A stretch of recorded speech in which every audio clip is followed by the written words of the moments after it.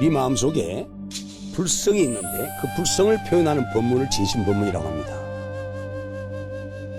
이 말법 시대에 법이 아주 혼탁스럽습니다.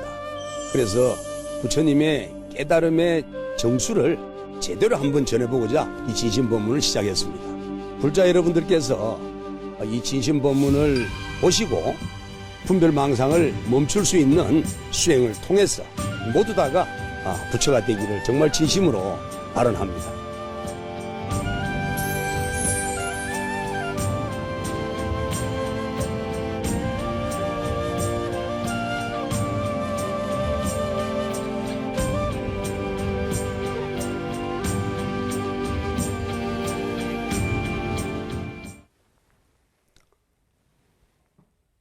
자, 여러분 안녕하세요. 지금부터 진심법문 제3탄 여시아문 나는 이와 같이 들었다 시작합니다. 불자 여러분, 할 수 있을 때 진짜 제대로 한번 공부해 봅시다. 부처님의 가르침의 정수를 전하는 이 진심법문, 깨달음의 세계로 인도하는 이 진심법문 지금부터 시작합니다.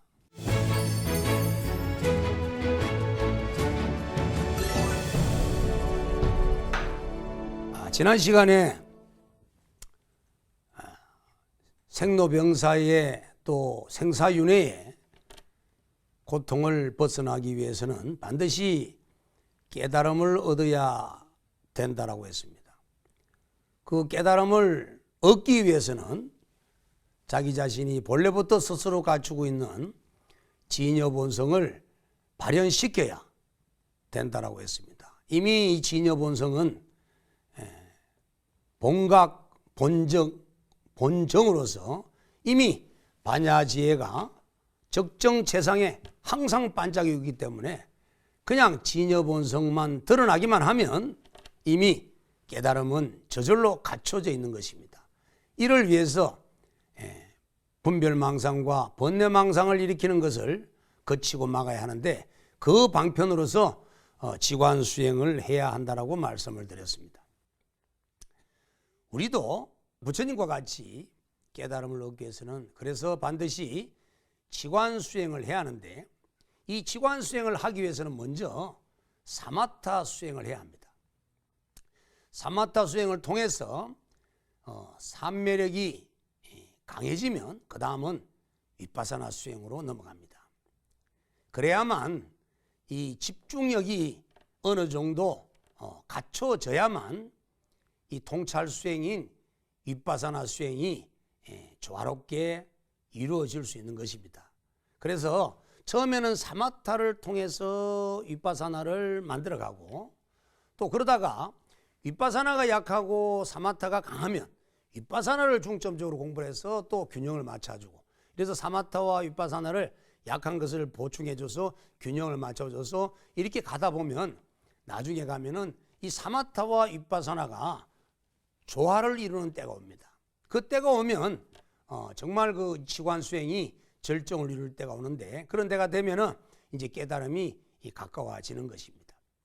그래서 이 사마타 수행을 먼저 해야 되는데 이 사마타 수행이라고 하는 것은 뭐냐 하면 바로 모든 번뇌망상을 거치는 수행, 거치게 하는 수행입니다. 그리고 이 거쳐야만이 마음의 안정을 찾을 수 있고 마음의 안정을 찾아야만이 삼매를 이룰 수가 있습니다. 불자 여러분들이 절에 가서 기도 수행을 하거나 또는 다른 선수행을 한다고 자복을 깔고 이렇게 막상 앉아서 이렇게 기도 수행을 해보면 온갖 번뇌 망상 때문에 공부가 되질 않습니다. 화두를 들어도 안 되고 연부를 들어도 안 되고 이번 예를 들어서 뭐 연부를 한다면 정근을 하고 있지만 마음은 온갖 콩밭에 가서 이 생각 저 생각으로 막 그냥 헤매고 있습니다. 그렇지 않으면 뭐 혼침에 빠지거나 아니면 졸고 있거나 이런 상태가 계속되는데 이런 상태가 지속이 되면 절에 몇 년이 아니라 몇십 년을 다니면서 수행했다고 하더라도 흉내는 내지만 본질적으로 질적인 몸과 마음의 변화는 일어나지 않습니다. 그래서 처음부터 수행을 바로 하기 위해서는 이 지관 수행에 이 사마타 수행을 통해서 번뇌망상을 거치게 하는 분별망상이 일어나는 것을 분별망상이 일어나지 않도록 만드는 이 사마타 수행에 여러분들 올인하셔야 됩니다. 그렇지 않고는 공부가 되지 않습니다. 그래서 이 사마타라는 것은 어떻게 이제 하는 것이냐 하면은 사마타라는 말이 의미가 집중하다라는 의미입니다. 이 집중을 해서 그 집중이 몰입이 되고 집중이 오롯이 익어지기 시작하면 다른 생각이 일어나지 않고 다른 경계가 나타나지 않고 내가 지금 집중하는 그 대상에 몰입이 되어서 집중이 올곧아져 버리면 바로 삼매가 이루어집니다. 삼매. 삼매가 이루어져야만이 지혜가 나타납니다. 지금 우리 마음은 탐진치로 가득 찬 분별망상으로 가득하기 때문에 여기서 일어나는 생각들은 전부 망상입니다. 망상. 그래서 삼매가 이루어져야만이 삼매 속에서 지혜가 드러나올 수가 있는 겁니다. 그래야만이 바깥 경계 대상을 우리 감각기관이 접촉할 때 우리는 집착하지 않고 애욕을 일으키지 않을 수 있는 존재에 대한 실상을 깨뜨려 보는 지혜가 열려야 집착이 일어나지 않고 애욕을 끊어낼 수 있지 않습니까? 그렇기 때문에 이 집중을 먼저 배워야 되는 겁니다. 그래서 이 집중을 통해서 마음이 아주 고요하고 평온한 상태로 만들어야 하는 것이 바로 사마타 수행입니다. 결론적으로 이 사마타 수행은 대상을 정해놓고 그 대상에 집중 몰입해서 일체 다른 생각이 일어나지 않도록 마음이 고요하게 평화롭게 안정이 되어지는 이런 상태가 바로 사마타가 이루어진 상태다 해서 정면의 상태, 동요가 없는 상태, 고요해진 상태라고 합니다. 이걸 보고 우리가 사마타의 수행을 제대로 한 것이라 볼 수 있습니다. 우리들이 이 공부를 할 때 가장 힘든 것이 눈은 예를 들어서 부처님의 형상을 보는 이런 관상 수행을 하거나 또는 입을 통해서 칙념 연불 수행을 하거나 화두 일념을 해서 화두를 들고 공부를 하거나 하지만 내 마음이 계속 망상 속으로 헤매고 번뇌망상으로 헤매버린다면 진여본성으로 나아가기 어렵습니다. 그렇지만 이 사마타 수행을 통해서 망상을 피우는 것을 멈추고 번뇌가 일어나는 것을 멈출 수만 있다면 우리는 진여본성이 발현하기가 쉬운 겁니다.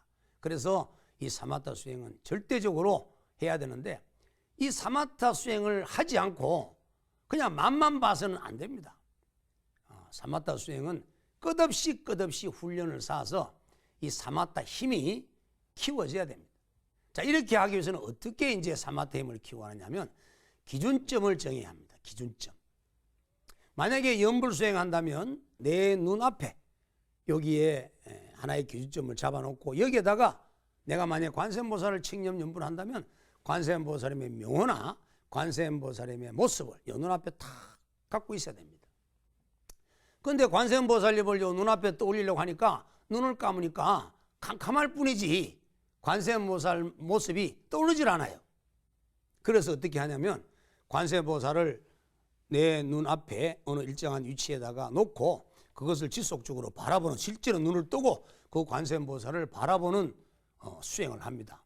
그렇게 해서 한동안 관세음보살을 형상을 들여다보다가 눈을 떡 감으면은 이 망막 속에 관세음보살이 딱 형상이 눈앞에 나타나는 내가 관세음보살의 형상을 기억을 해서 마음속에 관세음보살을 떠올릴 수 있는 그런 상태가 될 때까지 관세음보살을 봐야 됩니다. 이걸 보고 간접삼매라고 합니다. 간접삼매. 삼매가 근접했다는 거예요. 그렇게 하기 위해서는 내가 공부를 하려고 하는 수행에 그 대상을 정해놓고 그 대상을 기준점을 정해놓고 그 대상에 완전히 몰입하는 집중을 먼저 해서 수행의 힘을 길러야 됩니다. 그래야만이 사마타가 이루어집니다. 자, 그러다가 보면은 이제 사마타를 통해서 눈을 감고 집중을 하다 보니 이 자기의 마음 상위의 경계상이 나타나는데 이때 마구니들이 많이 슬집니다.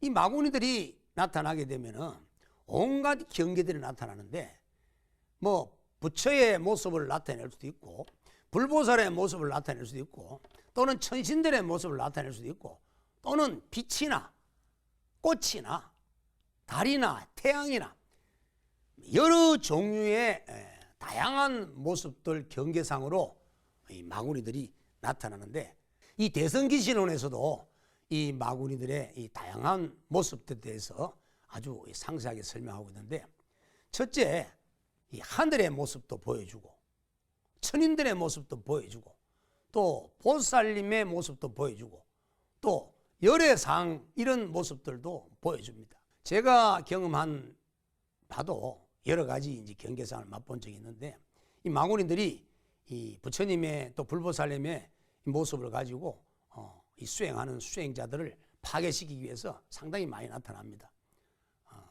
그런 점은 여러분들이 실질적으로 수행을 통해서 해보시게 되면은 아마 체험을 하게 될 겁니다. 어떨 때는 이 허공에 동자, 그러니까 어린 그 애들의 모습을 한 이 동자성 스님의 모습도 나타나고 또 여러분들이 좋아하는 여러 가지 여러 종류의 이 불보살님의 형상도 나타나고 또 뭐 석가모니 부처님, 아미타 부처님 모습을 나타나서 마치 내가 극락세계에 가서 아미타분을 칭견하고 온 것처럼 뭐 보타 낙하산에 가서 관세음보살을 칭견하고 온 것처럼 이런 착각을 일으키게 하는 그러한 경계들도 어마어마하게 나타납니다. 이게 다 마음이 지어내는, 마음에 삿된 것이 지어내는 이게 마구니의 경계라는 사실을 여러분 아셔야 됩니다.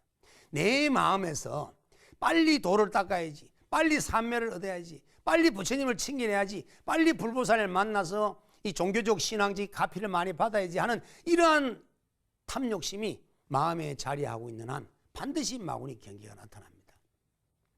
그래서 이런 경계가 나타나게 되면은 내가 전생의 일도 알게 되고 또 내 생에 내가 어떻게 살아갈지도 알게 하는 이런 신통도 보이기도 합니다. 그러니까 마치 내가 공부를 잘해서 내가 전생일을 볼 수 있고 또 내가 공부를 잘해서 내 생에 어떤 일을 겪을 것이 미리 이런 예언도 할 수 있는 능력이 주어졌구나.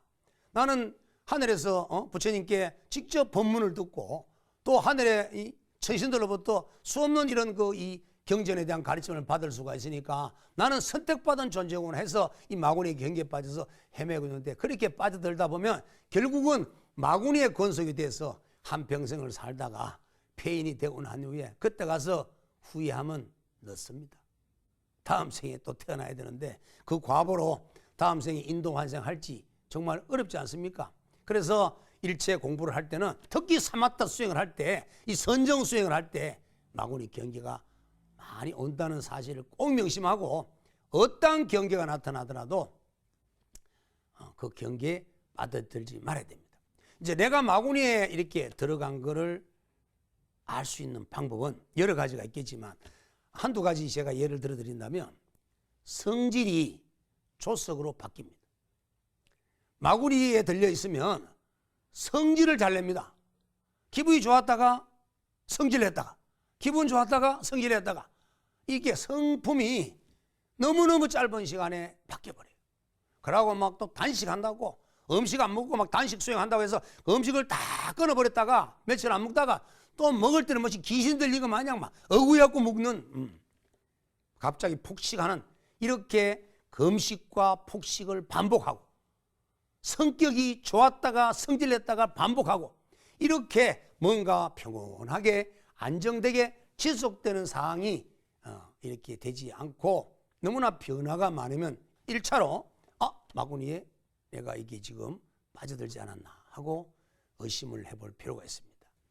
조그마한 식견을 가지고 조그마한 지식을 가지고 조그마한 아르마를 가지고 마치 자기가 깨달은 것 마냥 그걸 드러내려고 너 사람마다 붙잡고 앉혀놓고 말이지 난 이걸 깨쳤는데 이거 내 깨친 거 맞는 거 점검을 하고 싶고 과시하고 싶고 이렇게 자기의 조그마한 아르마리를 드러내고 싶어서 그냥 마음속이 꿈틀거려서 입이 달싹달싹 하면서 입을 열기를 좋아하는 것 역시도 이것도 마구니 경계에 빠져 있다는 겁니다.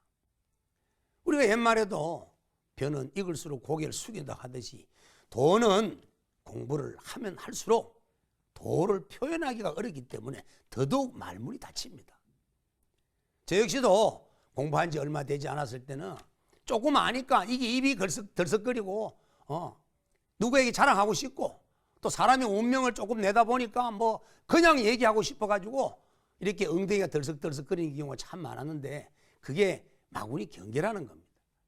그래서 행여 이제 그런 경계에 빠져버리면 깊이 빠져버리면 헤어나기 어려우니까 상당히 경계를 하시고 조심하시고, 또 눈밝은 그 명안종사 선지식을 찾아가서 자기 스스로가 지금 마구니 경계에 빠져 있는지 빠져 있지 않는지를 잘 점검을 받으셔서 마구니 경계에서 벗어나야 합니다. 나는 공부를 하니까 마구니 경계가 없어요, 이렇게 하시는 분들도 많습니다. 그 이유는 사마타 수행을 하지 않기 때문에 그렇습니다. 부처님께서도 사마타 수행을 통해서 선정삼매를 이루셔가지고, 그래서 이 마구니의 이 권석덕, 특히 마왕파순의 딸로부터 그 애욕에 대한 시험을 받지 않습니까? 그걸 극복하자 마왕파순이 직접 나타나서 전류성왕의 자리를 제시하면서 부처로 공부를 하지 말라고 석가모니 부처님에게 유혹을 하지 않았습니까?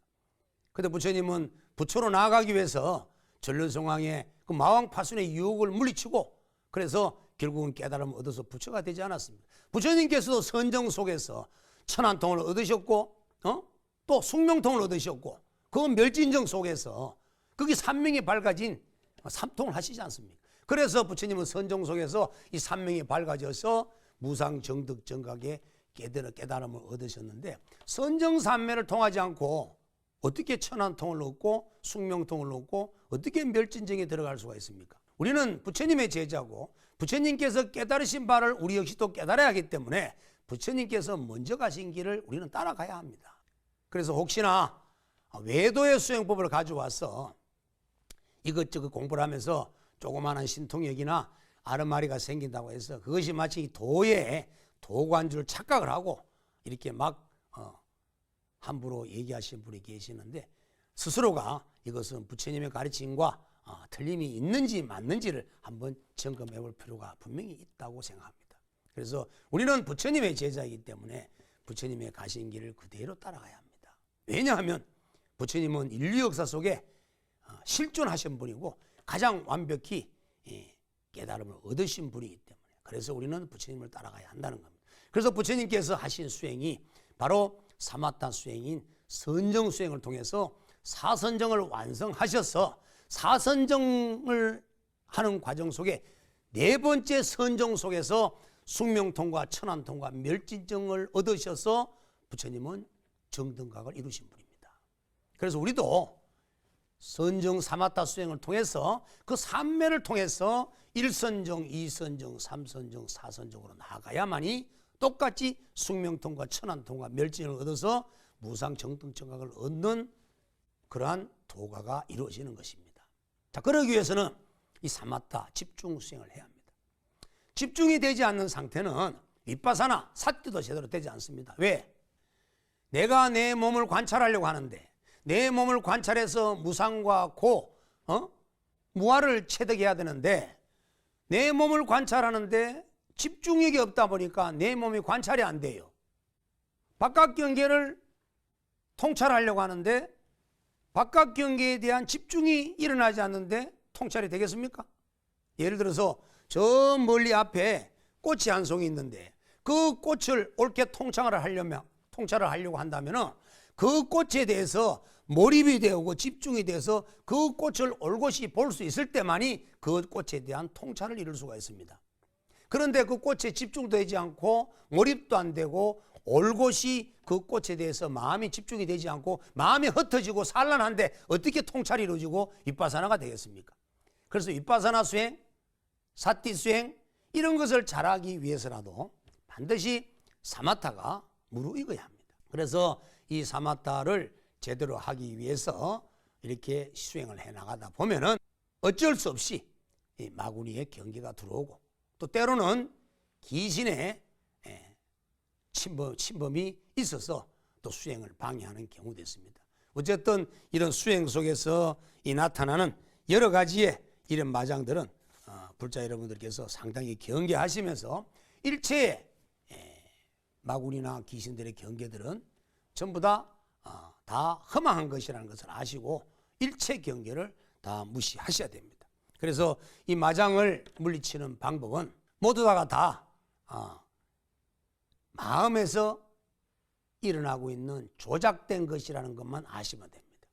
자, 지금 내 마음속에는 청정한 부처님과 똑같은 진여자성이 있지만 무량한 공덕을 갖춘 진여 자성이 있지만 우리는 무시례로 영금의 시간 동안에 윤회를 하면서 쌓아놓은 기억정보 덩어리인 아레아식이 있기 때문에 그 아레아식이라고 하는 무의식 속에서 한량없는 마구니의 경계가 나타난다는 겁니다. 그래서 앞에 나타나고 있는 경계들 일체가 또 나타나고 있는 귀신의 모든 현상들이 다 내 마음이 짓는 것이라는 것을 알아차리면은 마장 귀신의 경계를 벗어날 수가 있습니다. 이 마구니는 하늘에서 오는 천마가 있습니다. 천마. 욕계의 마지막 하늘인 유욕천에 타와 자재천의 천왕인 마왕파순과 마왕파순의 권석들이 오는 천마가 있고, 그 다음에 우리는 오원으로 이루어져서 오원, 지수화풍 4대와 수상행식의 4원으로, 즉 오원으로 이루어져 있는 임시로 화합된 이런 몸을 갖고 있고 정신을 갖고 있기 때문에 이 오원 자체가 바로 마구리를 만들어냅니다. 그래서 이걸 보고 오원마라고 합니다. 오원마. 그래서 하늘에 있는 천마만 있는 것이 아니라 우리 오원이 지어내는 오원마도 있기 때문에 일체의 경계가 다 내 마음속에 지어내는 마라는 것을 안다면은 마구니의 권석을 벗어날 수가 있습니다. 자, 그 다음에 이 윗바사나 수행도 지관에서의 관수행인데, 윗바사나 수행은 바로 면밀하게 관찰하고 꿰뚫어 보는 통찰을 얘기합니다. 우리는 일체 대상에 대해서 상당히 건성적으로 보고 또 여실직연하지 못하고 있는 그대로 보지 못하고 자기 잣대로 바라봐 버립니다. 그러다 보니까 존재에 대한 참모습을 바로 알지를 못해요. 그래서 윗바사나를 수행하는 그 이유는 윗바사나라는 말에 나와 있듯이 면밀하게 관찰해서 꿰뚫어 보는 이런 통찰적 수행하는 것을 윗바사나라고 했기 때문에 윗바사나 수행하는 그 목적은 통찰을 통해서 여실직연하기 위한 지혜를 얻는 겁니다. 우리는 지혜가 없기 때문에 존재에 대한 실상을 제대로 보지 못하고 허상을 보면서 거기에 대한 집착과 애욕을 일으켜서 업을 지어서 고통을 받습니다. 그래서 이 윗바사나 수행을 통해서 존재에 대한 실상을 들여다볼 수 있는 그런 지혜를 얻고자 수행하는 것이 윗바사나 수행이다, 이렇게 이해를 하시면 되겠습니다. 그래서 부처님께서 이 땅에 오신 근본 이유도 지난 시간에 말씀드렸듯이 부처님의 지견, 부처님의 지혜를 열어서 보이고 깨닫게 해서 부처님의 지혜로 세상을 살아갈 수 있는 이러한 인연을 지어주시기 위해서 우리 곁에 오셨다라고 말씀을 드렸습니다. 그래서 윗바사나 수행 역시도 지혜를 얻기 위한 수행이기 때문에 철저한 면밀하게 주도적으로 관찰하는 그런 수행을 하셔야 됩니다. 예를 들자면은 윗바사나 수행을 하기 위해서는 우리가 이제 대념적용에서 이 신수신법, 자, 자기의 몸과 자기의 느낌과 그 다음에 자기의 마음과 그 다음에 일체 경계 대상인 법에 대해서, 즉 신수신법이라고 하는 이 네 가지 염처에 대해서 통찰하고 면밀하게 꿰뚫어 보는 이러한 수행을 하는 것을 윗바사나 수행이고, 윗바사나 수행의 대표적인 수행이 바로 대념적에서 말하고 있는 4년처 수행이 바로 윗바사나 수행의 대표적인 수행이라고 할 수 있는 것입니다. 어쨌든 윗바사나 수행을 한다는 것은 이러한 4년천을 통해서 무엇을 얻고자 하냐면은 모든 것은 다 재행무상이구나. 모든 것은 다 그대로 있는 것이 없고 정해진 것이 없고 고정된 것이 없고 다 변해버리는 것이구나 하는 이 무상함을 깨치게 함에 있고, 또 한 가지는 재범무아, 모든 것은 홀로 독립적으로 영원히 존재하는 것은 없고 모든 것은 이것과 저것이 만나서 영기적으로 존재하다가 그 인연이 다 되면 또 사라지고 마는 그런 무아의 존재인 것이구나 하는 이런 재범무아를 깨치게 하기 위해서 윗바사나 수행을 하는 겁니다. 그리고 또 이런 재행이 무상이고 재법이 무아이기 때문에 영원한 것이 없고 고정된 것이 없기 때문에 괴로울 수밖에 없는 것입니다. 우리 몸뚱아리가 영원히 있을 수만 있다면, 우리 몸뚱아리가 영원히 건강을 지킬 수가 있고 젊음을 지킬 수가 있다면 괴로움이 생기지 않겠지만 무상한 존재이고, 그리고 내 것이 아니기 때문에 내 마음대로 되지 않는 그런 오온덩어림을 자각해서 그래서 괴로울 수밖에 없다는 사실을 깨치게 하는 겁니다. 그래서 윗바사나 수행하는 목적은 무상과 무아와 고라는 사실, 이걸 갖다가 세 가지 진리를 깨치게 하기 위한 목적이 바로 윗바사나 수행이다. 그래서 이 내 자신, 이 온 덩어리뿐만 아니라 내 감각기관에 대상하고 있는 일체 바깥 세상의 모든 것들, 일체가 다 무상하고 무아이고 괴로움이기 때문에 그 어느 것도 내가 좋아할 만한, 소중하게 느낄 만한 가치가 있는 것은 없는 것이다. 이렇게 깨우침을 주기 위해서 이 윗바사나 공부를 하는 겁니다. 그래서 윗바사나 수행을 하는 방식에도 여러 가지가 있겠지만 특히 남방불교에서는 이 윗바사나 수행을 가리키는 방식들이 아주 다양하게 나와 있습니다. 그 미얀마에 가게 되면은 정말 이 미얀마 선원에는 한 5,000명 이상 되시는 스님들이 동시에 또 수행할 수 있고, 또 미얀마 같은 데는 또 이렇게 날씨가 더운 지방이기 때문에 이렇게 또 모기들이 많이 기승을 부려요. 그래서 수행하는 데 가보면은 전부 1인용 모기장을 치고 그렇게 막 수행하는 거, 정말 그 장관입니다, 장관. 또 다음에 그 건물에 있지 않고 숲속에 들어가서 전부 1인용 텐트를 가지고 텐트가 막 수백 개, 수천 개 펼쳐놓고 그 속에 한 분씩 들어가서 수행하는 거 보면 정말 좀 장관 모습이 나타납니다. 그 미얀마의 유명한 그 큰 스님으로 불렸던 그 마하시 사야도 이제 스승께서는 이제 일상의 모든 육체의 움직임을 관찰하게 하는 수행을 하는데, 여기는 집중 수행을 아주 중요시합니다. 그리고 사마타가 안 들어가고는 안 돼요. 아까 말씀드렸듯이 윗바사나를 잘하기 위해서 사마타 수행을 반드시 해야 되는 이유가 바로 여기 있는 겁니다. 그래서 자기 몸의 일상생활 속에서 모든 행주자와 어묵동정을 다 관찰해야 되는데 집중이 안 되면 안 되는 거예요. 그래서 지속적으로 막 멈춤 없이, 끊어짐이 없이 계속 몸뚱아리를 주시하게 하는 이런 집중 수행을 통해서 4대의 실상을, 아까 무상, 무아, 고라고 하는 그런 실상을 깨치게 수행을 가리킵니다. 그래서 많은 아라한을 배출시켰고, 물론 이 마하시 사야도 스승도 아라한을 정득하신 분입니다.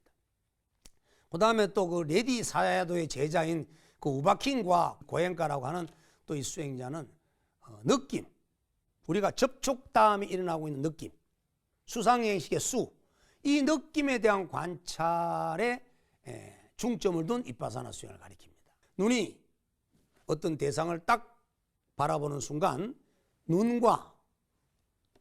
눈으로 보여지는 대상과 그 다음에 그것을 인식하는 안식, 눈과 대상과 접촉을 할 때 일어나는 안식, 그 세 가지가 동시에 만나 있는 걸 촉이라고 하는데, 그 촉 다음에 나타나는 느낌을 관찰하는 수행입니다. 귀가 만약에 소리를 듣는다면 귀가 소리를 듣는 순간 그것을 인식하는 이식이 생겼을 때 그 마음을 관찰합니다. 그 느낌을 관찰합니다. 그 느낌 다음에 이제 뭐가 일어나냐면 좋은 느낌이다, 나쁜 느낌이다, 좋은 느낌도 아니고 나쁜 느낌도 아니다 하는 이러한 마음이 일어나는데, 그 마음이 차별적 마음이 생기기 시작하면 좋은 느낌인 것은 집착할 것이고, 싫어하는 느낌은 안 하려고 할 것이고, 그 싫어하는 느낌이 계속 들어오면 짜증을 내고 화를 낼 것이고, 좋아하는 느낌이 계속되면 거기에 대한 애착과 집착이 일어나서 다음에는 그게 업이 쌓여버리는 거예요.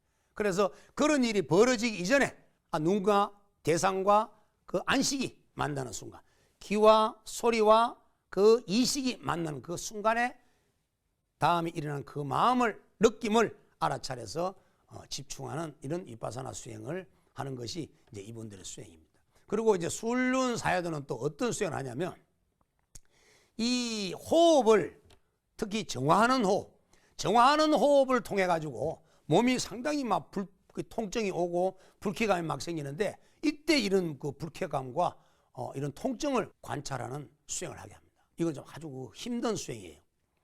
정화호흡을 하기 위해서는 뭐 호흡을 막 몸을 뒤로 제껴 가면서 호흡을 가득 이렇게 빨아들였다 갑자기 토해내고 하면서 몸 안에 있는 이런 산소와 이산화탄소의 이 교환 작용이 제대로 이루어지지 않는 그러한 상태를 제대로 이루어지게 만들어다 보면은 이제 무리한 호흡을 하게 되는 거예요. 그 무리한 호흡을 하게 되면 얼굴도 벌개지고 막 이렇게 몸도 막 그냥 힘들어지고 이런 통증과 불쾌감이 막 생겼을 때 이런 걸 딱 지켜보게 하는 또 수행을 하는데 좀 이색적인 또 위파사나 수행이죠. 또 그리고 태국에 지금 담마가야라고 하는 그 절이 있는데 그 사원은 아주 커요.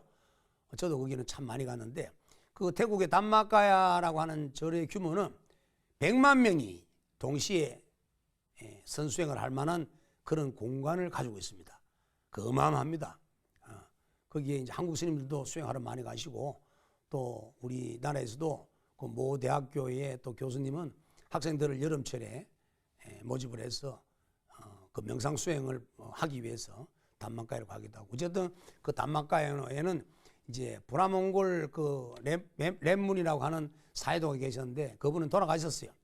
근데 그분의 지금 손제자가 지금 이제 주지로 계시는데 이제 그분이 이제 스승인 그분이 공부를 하시는데 그분은 어떻게 하냐면 이 수정구슬 아주 둥근 원형 수정구슬 같은 거를 앞에 딱 놓고 그 수정구슬의 빛을 계속 관찰하다가 이것을 갖다가 이제 없는 상성 속에서도 빛이 구슬의 빛을 이렇게 나타난 거를 마음속으로 관찰하고 몸 안에도 그게 들어와 있다는 것을 관찰하는 이런 니미타 수행을 합니다. 니미타 수행. 그래서 대단한 그 아랑과를 정덕하셨는데 그 제자 스님이 지금 오늘날의 그 주지 스님도 아주 높은 경지에 들어가 계신 분이라고 저는 이렇게 생각을 합니다. 어쨌든 이제 그 자기 단전에 예를 들자면 수정구슬이 탁 들어있고 그 수정구슬이 내 몸 안에 여의주와 같이 나의 청정한 진여 본성이라고 생각하는 거예요.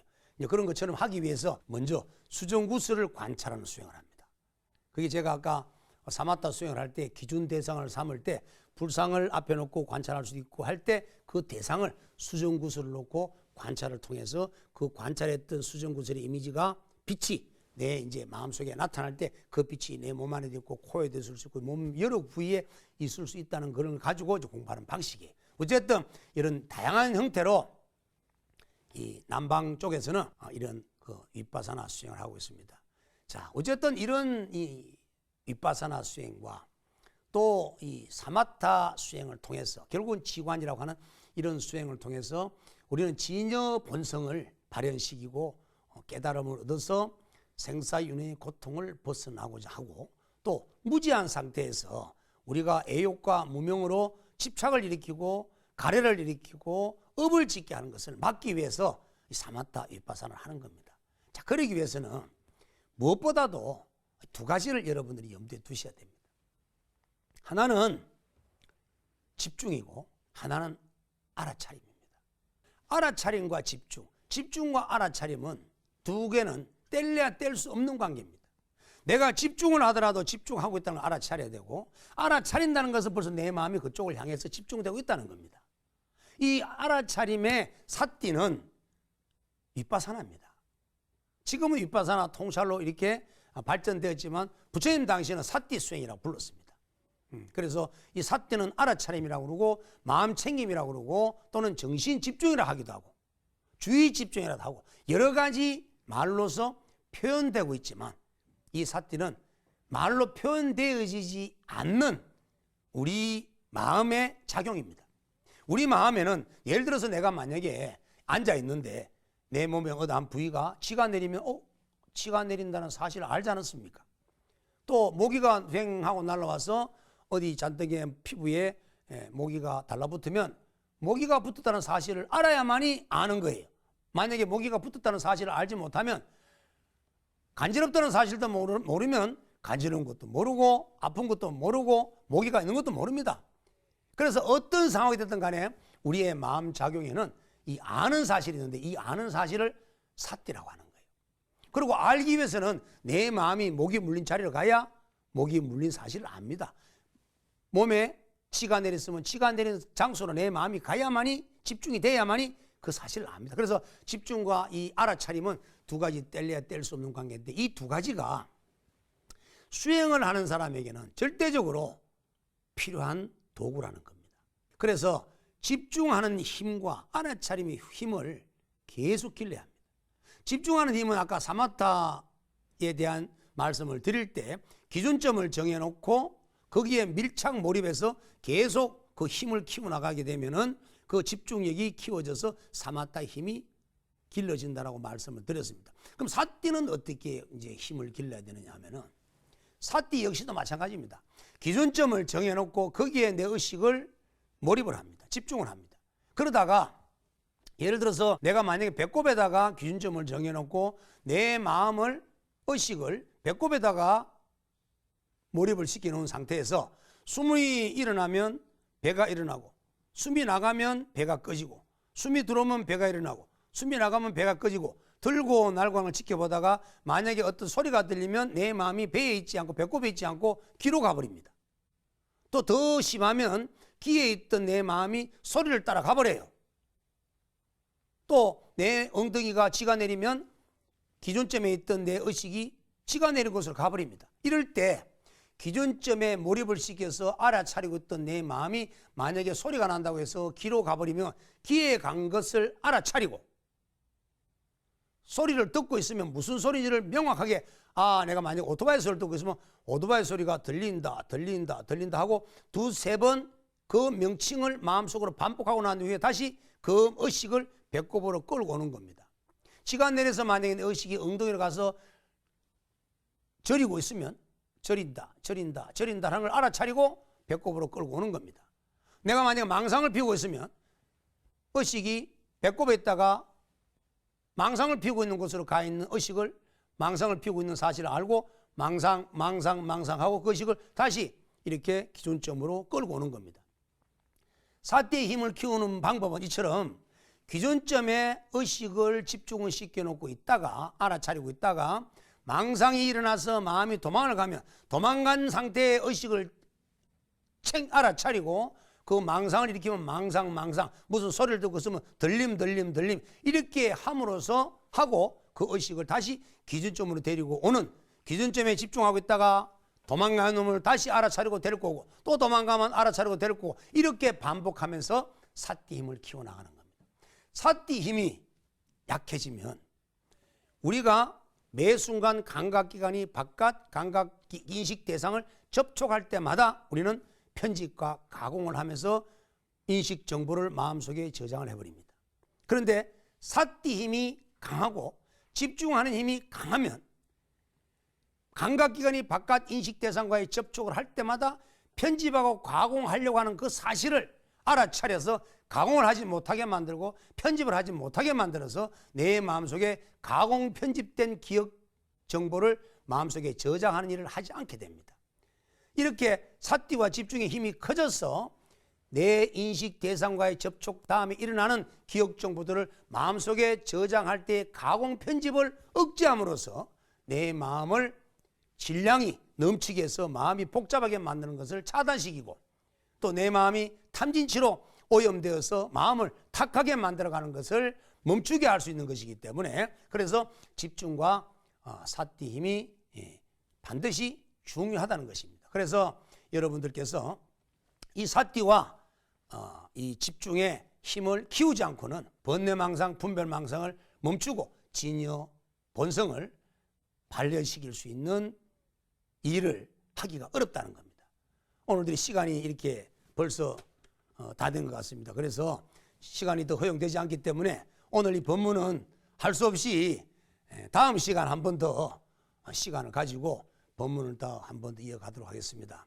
어쨌든 불자 여러분, 우리가 부처님과 같이 스스로 갖추고 있는 진여 본성을 발현시켜서 생사윤회의 고통을 벗어나고 상나가정의 영원한 행복을 얻기 위하고 깨달음을 얻기 위해서는 부처님과 똑같은 이 지관수행을 해야 하고 그 지관수행 속에서 이와 같이 집중과 알아차림이라고 하는 또 집중과 통찰이라고 하는 이러한 이 수행의 방편을 의지하지 않고는 우리가 진여본성을 드러낼 수 없을 뿐만 아니라 일어나는 번뇌망상을 거칠 수가 없습니다. 그래서 여러분들께서 이 진심법문에 좀 더 애정을 갖고 또 마음을 쏟으셔서 더 애청을 해주시고 또 시청을 많이 해주셔서 공부를 더욱더 이렇게 깊이 들어갈 수 있는 인연을 만들으셔가지고 여러분들이 진여본성을 드러낼 수 있는 그런 수행법을 잘 익히셔서 여러분이 큰 깨달음을 얻으셨으면 합니다. 그래서 여러분들과 같이 함께 공부하는 그런 마음으로 이 진심본문을 여러분들이 잘 사랑을 쏟아주셔서 또 저 역시도 열심히 노력해서 우리 모두가 다 같이 성불할 수 있는 그날까지 진심본문을 잘 이끌어갈 수 있도록 같이 한번 노력해 봤으면 좋겠습니다. 자, 오늘 본문을 마치겠습니다. 다 같이 성불합시다.